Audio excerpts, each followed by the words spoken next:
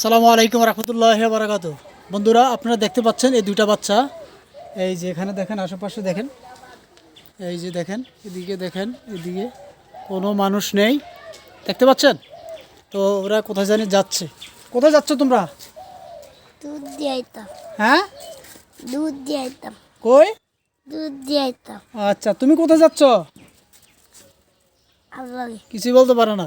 তো তোমরা চিনবা? চিনো? চিনো না? হ্যাঁ? আচ্ছা, ঠিক আছে। তোমাদের বাসা কোথায়? বাড়ি কোনটা?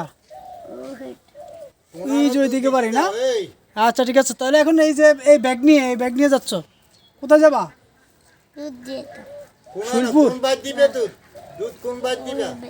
আচ্ছা আচ্ছা, ওদিকে যাবা না? চিনবা? আচ্ছা, ঠিক আছে। তোমার সাথে কোনো গার্ডিয়ান নাই? ও তোমার গার্ডিয়ান?